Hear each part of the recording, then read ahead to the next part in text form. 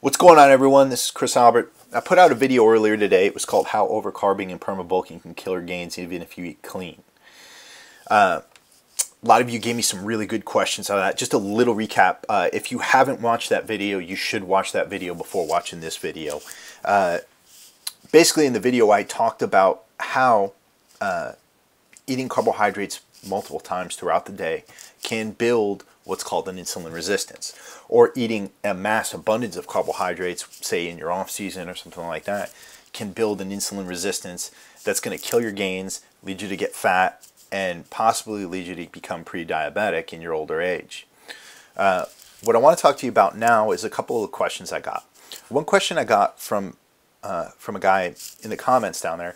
He said, you know, I get what you're saying. This seems to make sense, but how am I going to fucking get all my carbohydrates into one meal, right? I eat 250 grams of carbohydrates a day. How am I going to get that amount of carbohydrates in one meal, right? That seems like it's going to be fucking a lot, right? And if I do eat those carbohydrates in one meal, how am I going to process all those carbs? Will my body not be able to process those because I'm eating so much at one sitting? My answer to it is this.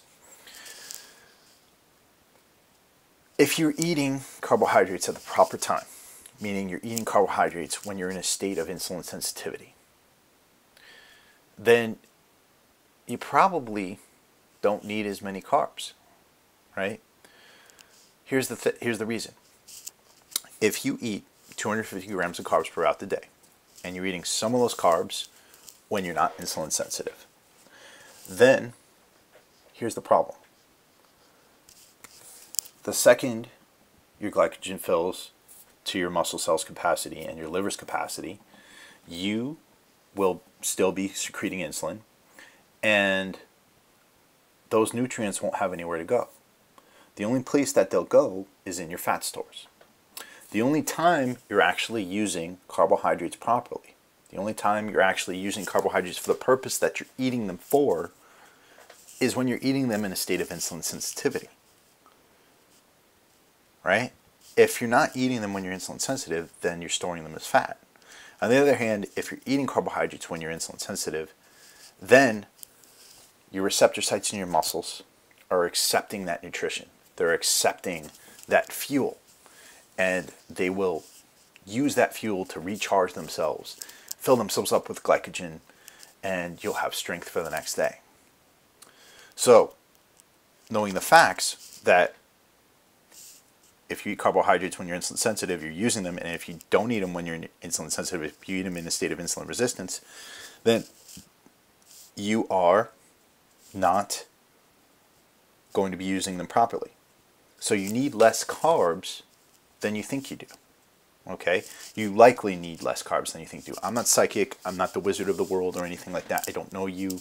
I don't know what your capacity is. I haven't looked at you or anything like that. I'm not a genius. I'm just telling you what I know based on my research and the research of others. The problem that we're seeing is a lot of these guys, if you are in your off season and you can't see your veins and you have a layer of fat on you, then it's likely that you're building an insulin resistance, right?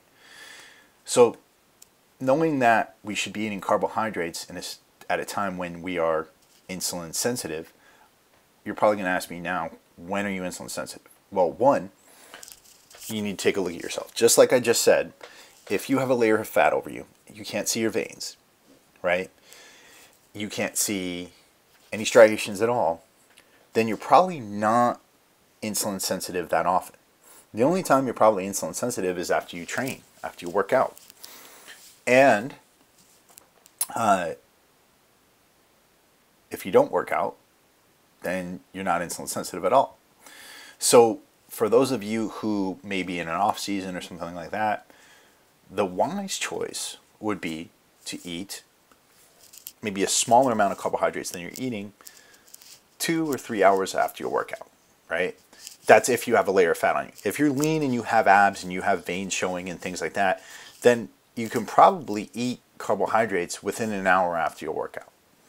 But for those of you who aren't, who don't have abs, who don't have veins, you might want to save those carbohydrates for 2 or 3 hours after your workout. The reason is that when you train, a lot of times you're going to be releasing growth hormone.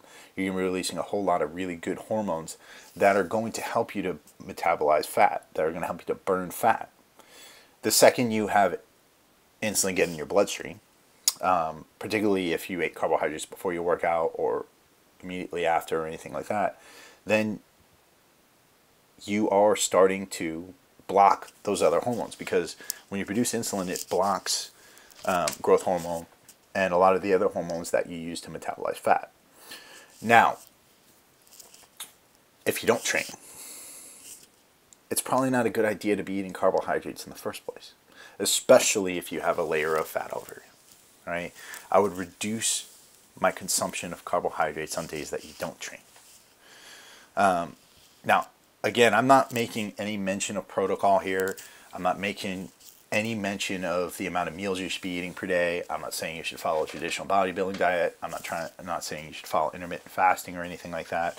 Whatever protocol you do, this is a simple rule that you can follow to reduce the amount of fat you're putting on your body and increase your ability to metabolize nutrition. And if you increase your ability to metabolize nutrition, those carbohydrates you do put in your body will be worth that much more, and you'll be able to build more lean body mass that way. Now, does that mean you're going to be able to max effort squat more? Does that mean you're going to be able to be stronger or anything like that? In the long run, if you build more muscle, then you'll be increasing your natural body strength, right? I'm stronger than I've ever been right now, and I'm pretty light, and I don't eat many carbs at all. The only time I do eat carbs is after my workouts. I did a video a few weeks ago where because of my ulcerative colitis and things, I was eating under 100 grams of protein per day, right? I wasn't eating much food at all, but I was only eating during times I was insulin sensitive. I still maintained my muscle mass. I even, from the pictures I put up, put on muscle mass. And what you'll see with me, if you watch my videos on Instagram or anything like that, I'm still squatting significant amounts of weight. I'm still doing compound movements. I still have the energy to do them. Now, I got another question from a guy who said he worked in a warehouse, and he's working all day long, and he's constantly moving, and he wanted to know what he was supposed to do for energy. Well, here's my answer. You have essential fats, you have essential proteins. You don't have essential carbohydrates. Now, I'm not talking about leafy green vegetables. You should be eating leafy green vegetables throughout the day. And if you can't eat them, like I can't eat them, then you should be taking a green supplement. But carbohydrates are not the be-all, end-all of energy, right? What they do is they serve a simple function for our purposes in refilling the muscles with glycogen during times when we're insulin sensitive. If you're working in a warehouse and your baseline of activity is moving boxes around and things like that, then your baseline of activity is not really going to be reducing your glycogen stores, because your body probably gets used to it. What I would say is keep eating, eat your protein, make sure your protein's high. That way you're not going to be reducing your muscle mass or anything like that. Make sure that you're getting your vegetables in, taking your vitamins, reducing your inflammation from the amount of stress you're going under, taking supplements that will reduce inflammation like magnesium or vitamin D and fish oil. And then after you train, then eat your carbohydrates. That's all I've got for now. I'm sure all of you are going to have many more questions for me. And again, I'm going to flesh this out more as we move along. This is going to be part of a larger series here on YouTube, and part of some writings I'm going to be doing in the very near future. That's it for me. I will see you guys later. I'm so fucking pale right now. Oh man, biceps. And if you need me, you know where to find me.